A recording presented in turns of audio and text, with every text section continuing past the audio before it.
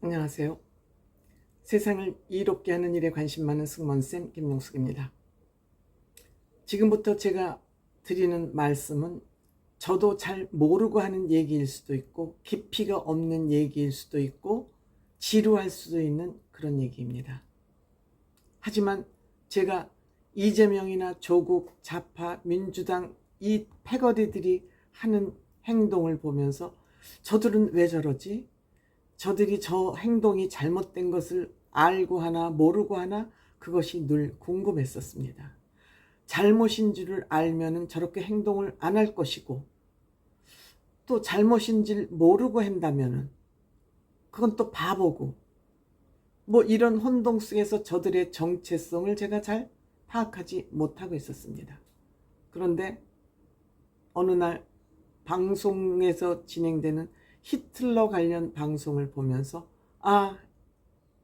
이들의 핵심 전략은 이거구나. 저 못된 짓의 핵심은 이거구나 알게 됐습니다. 다름 아닌 히틀러 추종자들이구나. 이들은 좌파, 이재명, 조국, 민주당 여 패거리들은 히틀러 추종자들이구나 하는 것을 알게 됐습니다. 제가 참여연대 근무 2년 남짓했습니다. 거기 근무하는 동안 이 운동권 출신, 저는 진보인지 좌파인지 보수가 뭔지도 모르는 상태에서 참여연대에 박원순 변호사가 나를 도와줬기 때문에, 박원순 변호사가 나 좀 도와달라고 하기 때문에 나를 도와준 사람인데 내가 도움을 달라고 그러니까 줘야지, 아무리 여자지만 의리를 지켜야지 하는 마음으로 아무 생각 없이 참여연대에 갔습니다. 나중에 알고 보니 박원순 씨는 내가 장사꾼이니까 참여연대에서 보급투쟁, 즉 앵벌이를 좀 맡아달라는 뜻으로 나를 문화사업국장을 시켰습니다. 어디서 느닷없이 날라온 아줌마가 문화사업국장에 앉으니까 이 참여연대 상근자들은 뜨악했습니다. 그런데 박원순 시장은 우리 참여연대는 이렇게 운동권만 있는 게 아니라 이렇게 나이가 좀 먹은 보통 아줌마도 있다. 그래서 밸런스를 맞추기 위한 그런 판단을 했던 거 아닌가 이렇게 생각이 듭니다.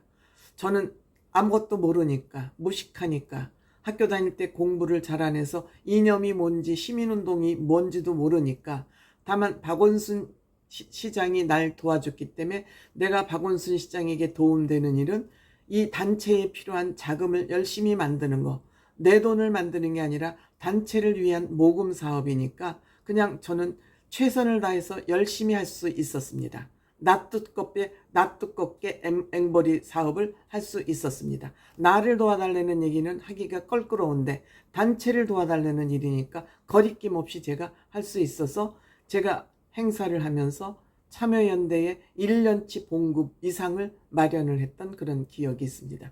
그런데 이들이 근무하는 태도와 이들하고 회의를 할수록 얘들이 뭐 하자는 거지? 왜 얘들이 하는 얘기를 나는 못 알아듣고 있지?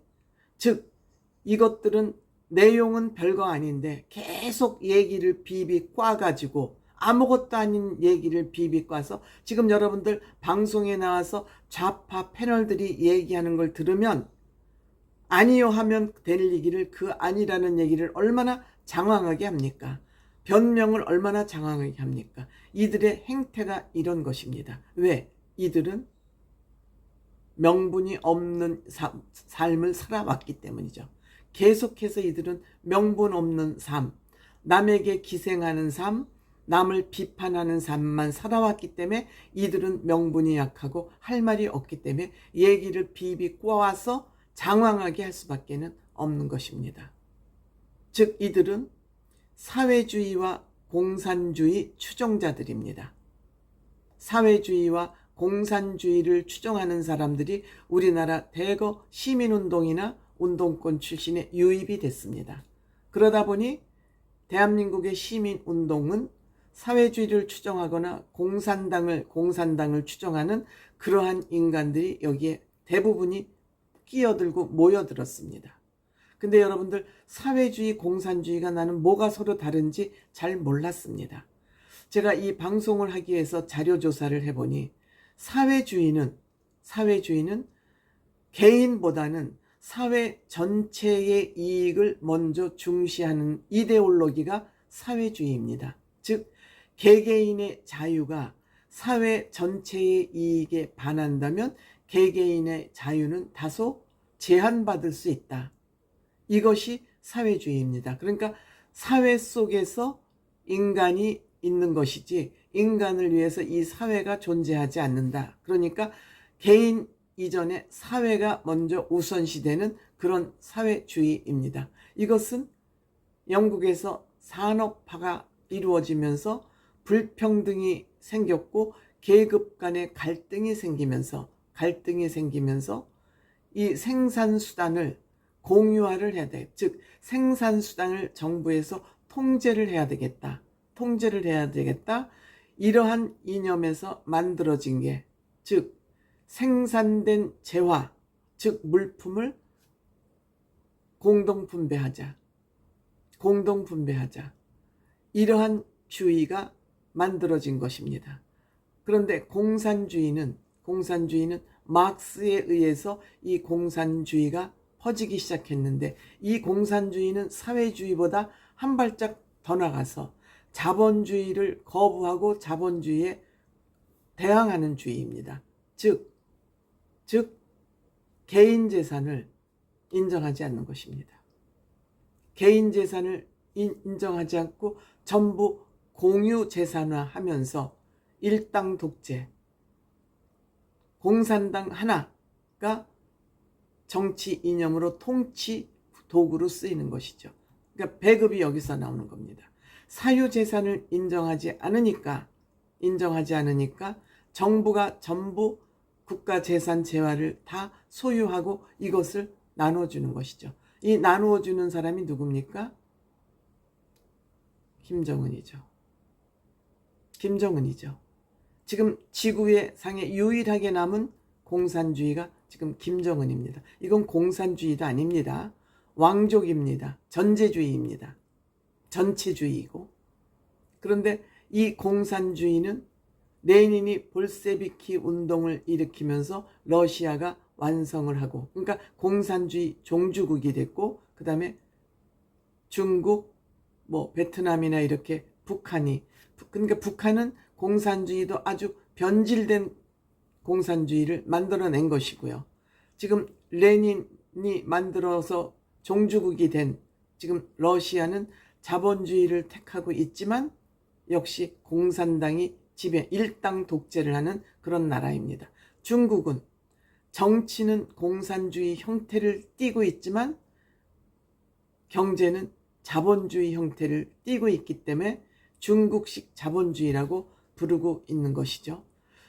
제가 깊이는 모르지만 사회주의와 공산주의 이렇게 공부를 하면서 공산주의는 망할 수밖에 없었다. 왜? 인간의 근본적인 욕구를 차단을 했기 때문이죠. 인간은 누구나 오늘보다 내일이 낫고 자기의 역량을 최대한 발휘해서 자기가 노력한 것만큼의 재화를 얻던 정신적인 소득을 얻건 이것이 인간의 근본적인 욕구인데 공산주의는 이거에 싹을 자른 것입니다. 그래서 공산주의는 50년 만에 멸망하고 만 것입니다. 공산주의 이념은 망가지고 만 것입니다.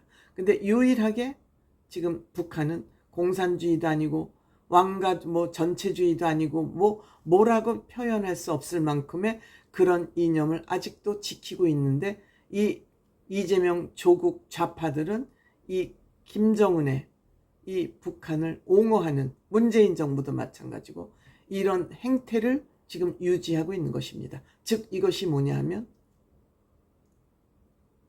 히틀러. 지금 김정은이가 하는 짓이 히틀러보다 더하면 더하지 하나도 나을 것이 없습니다. 그런데 이런 김정은이를 감싸고 내통하고 있는 것이 지금 대한민국 좌파들의 현주소입니다. 그리고 이들은 자기들이 이북을 북한을 추종하는 종북주의였다는 것을 반성하지 않고 있습니다. 그리고 틈나는 대로 김정은식으로 대한민국을 전복하려는 그 작전을 시도 때도 없이 지금 구사하고 있는 것입니다. 여기에 40% 국민들이 동의하고 있는 것입니다. 놀랍지 않습니까? 그런데 이러한 공산주의, 사회주의에 대한 이해를 잘 우리는 못하기 때문에 저도 몰랐습니다. 있기 때문에 이들의 가문이설, 괴벨스처럼 가문이설, 영웅을 만드는 사람을 신격화하는 이 주둥아리로 사람을 꼬시는 여기에 우리들이 놀아나는 인구가 40% 정도 된다는 것이 놀랍지 않습니까? 정말 저는 이거를 어떻게 해야 되나 제가 걱정한다고 될 일은 아니지만요. 혹시라도 제 영상을 보시는 분들이 계신다면 주변에 아니면 친척들한테 이러면 안 돼, 우리 이러면 큰일 나 라고 얘기를 좀 해주시면 좋을 텐데 이 꼴보수 유튜버들도 누구 편드는 일, 누구 죽이는 일, 비판하는 일만 빠져있지 이런 얘기를 자세히 알려주는 유튜버들은 없다. 다 동물들이다.